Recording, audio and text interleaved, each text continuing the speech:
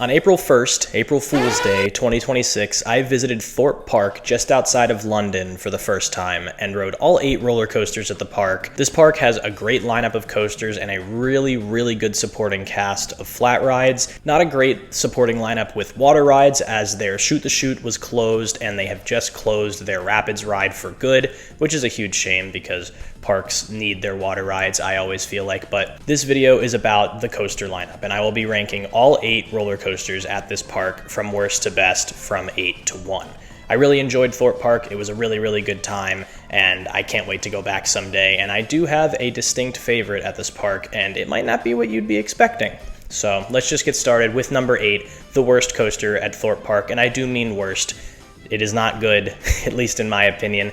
It is Colossus, an Intamin 10 inversion coaster. The first ever Intamin 10 inversion coaster, which makes it notable historically, which you would think would make it worth more for me, but this ride is just unbearable to ride. I only got one ride, but it was in the front row, which is where a ride would normally be at its most controlled and its least intense, and it was not.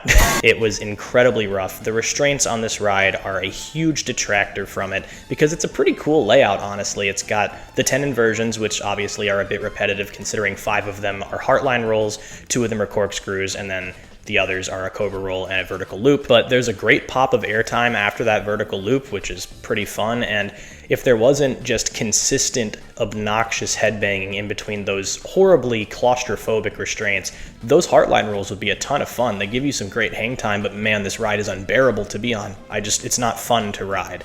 And if a ride is not fun to ride, I can't put it any higher than absolute worst, considering every other ride at this park was at least fun to ride, if not incredible. I can't even imagine what it would be like in the back row because I've heard nothing but horror stories about the further you get back in the train. I wish it was better. It's a cool novelty. They need the new trains that Intamin provides for these coasters. We've seen them before. Even in the same country, Sick at Flamingo Land has these new gen trains, and that's what Colossus needs if they're going to keep it around. Otherwise, replace that shit. It still gets long lines, so I mean they don't really have to do anything, but man, it deserves to have better trains so that the ride experience is a lot more enjoyable. I would have enjoyed it a ton more if my head wasn't hurting the entire time, that's for sure. At number 7 is a Mock Rides powered coaster called Flying Fish, a ride that has become a bit of a meme in the UK theme park space, and it's pretty fun. It's a basic little powered coaster, one of the weaker ones I've been on simply because it's one of those ones where the layout is just all compacted into one area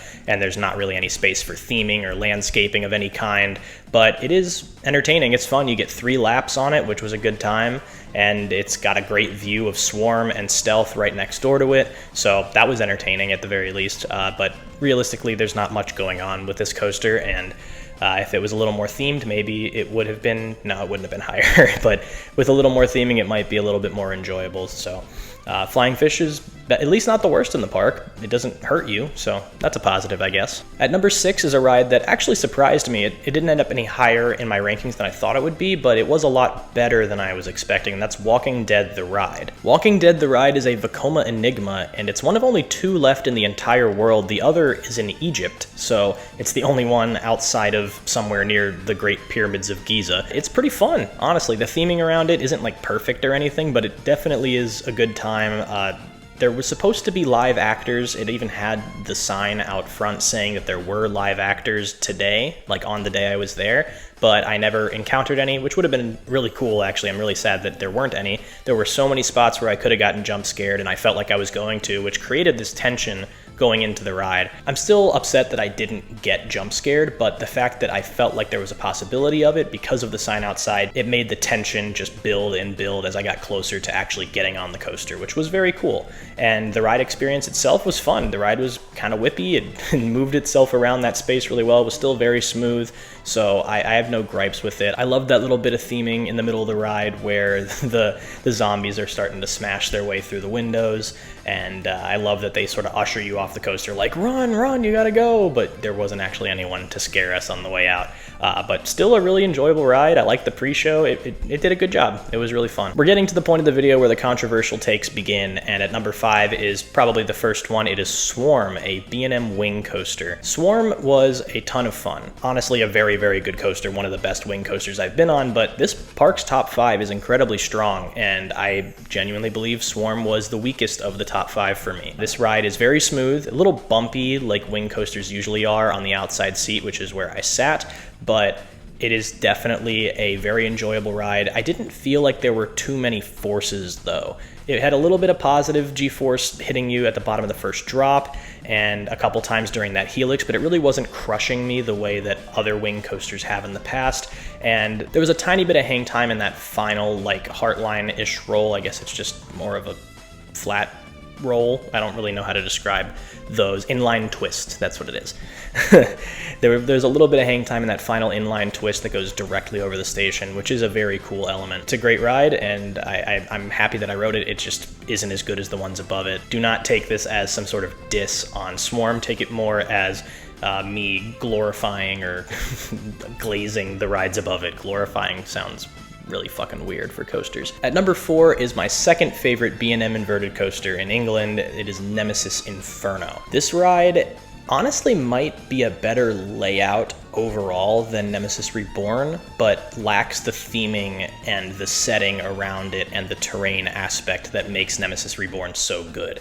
I would say it's a better layout in terms of positive G-forces, but not in terms of the full package. So it's very close to Nemesis Reborn, but not quite there. It's incredibly smooth. It's one of the old school B&Ms. It hasn't been retracked yet like Nemesis Reborn has, although that didn't affect the actual smoothness of Nemesis Reborn. Nemesis Inferno is glossy smooth, like Montu levels of smooth. It is so enjoyable. The positive G-forces in that vertical loop and in the helices at the end of the ride are completely insane, and those corkscrews have some pretty good whip to them. Not nearly as good as the flat spins on the Batman clones or the corkscrew at the end of Montu, or even the corkscrew in Black Mamba, the 2 corkscrews in Black Mamba. But this ride has really good positives. It's a nice commanding force over the midways in that section of the park, and it's awesome to look at, and it's pretty as all hell. So I love B&M inverts in general, and this one is a standout for me, but the rides above it are just too good for me to put this above them. At number 3 is my favorite Gerstlauer Eurofighter in the entire world that I've been on as of right now. It is Saw the Ride. Now, I was fully expecting this ride to give me a migraine or just completely fuck me up, but it didn't. I had to ride defensively, as I always do on Eurofighters, but it really didn't mess me up too bad, and the forces on this thing are incredible, honestly. The first drop gives you a ton of airtime going down it. You get crushed with positives, even through that pothole at the bottom of the first drop. There's a ton of whip coming out of that Immelman, and then the airtime moments on this thing are spectacular. That one extended airtime hill is filled with ejector airtime, and the drop off the mid-course was ridiculous. The best pop of airtime I've gotten on maybe any Gerstlauer coaster.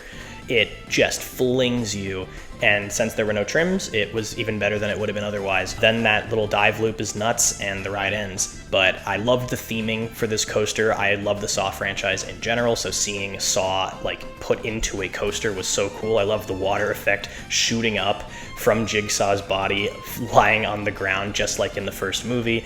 I mean, he doesn't actually shoot blood out of himself in the movie, but I love that that happens, and you're like spinning over top of it. I think that's so sick. Just the theming in the queue is great, and the whole Saw vibe is fantastic. I thought it was so much fun, and I was geeking out the entire time, and I'm so glad I got to ride it. Maybe that makes me like it a bit more, but I thought that layout was just phenomenal. All right, we're down to the final 2, and this is where I'm gonna piss a lot of people off, because number 2 is Hyperia, a Mock Rides hypercoaster, and most people's favorite roller coaster in the UK. And I can't blame them. This thing is spectacular. It has a ridiculous sequence of elements. That first drop through that outer banked hill, and every single element on this ride hits. Even that last airtime hill into the brake run. There are essentially 6 elements on this coaster, and they're all spectacular. The first drop is one of the best first drops ever put on a roller coaster. It is completely ludicrous in the back row. That little Immelman looking thing, I don't know if it's an inversion or not. It looks like an inversion, but I'm not really sure if it is. It's still insane. That outer bank, oh my God. That might be a top 5 element on any coaster in the world.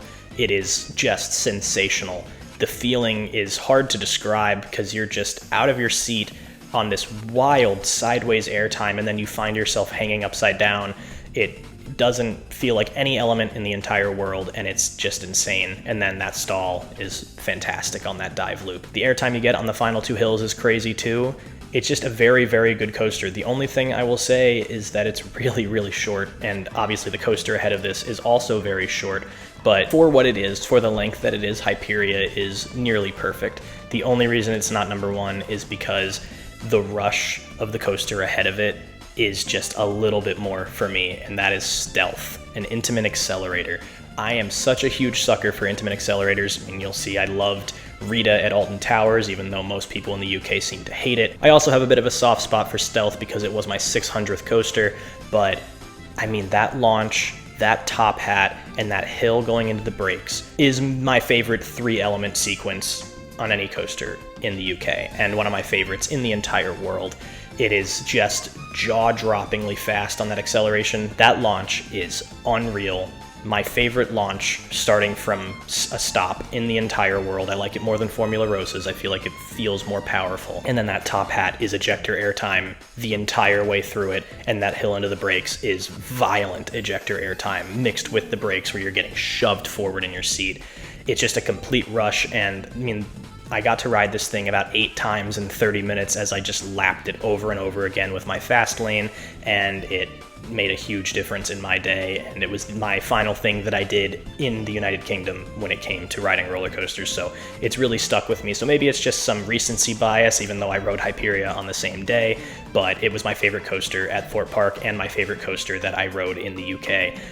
Absolutely phenomenal ride, and I cannot wait to get on it again. I hope it sticks around for a long time, even though it probably won't. Accelerators are a dying breed, and this one seems to be having a ton of trouble. I'm really happy that I got to do it while I was there, because it went down for a while right after I left. But yeah, Stealth is an absolute masterpiece, a gem, and I love it so much. So that is every roller coaster at Thorpe Park ranked from worst to best from 8 to 1.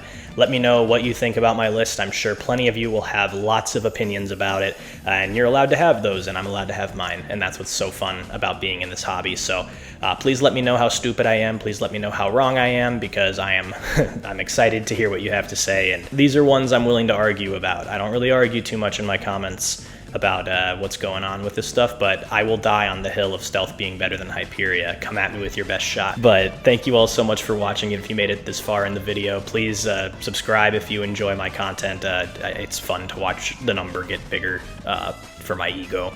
But the next couple of videos will be from my Belgium trip and the Netherlands, because the next one is from the Netherlands. My Netherlands and Belgium trip, whatever. The next couple of videos will be from that. So I hope you all enjoy those if you decide to watch them, and thank you so much for watching. I'll see you in those videos. Bye-bye.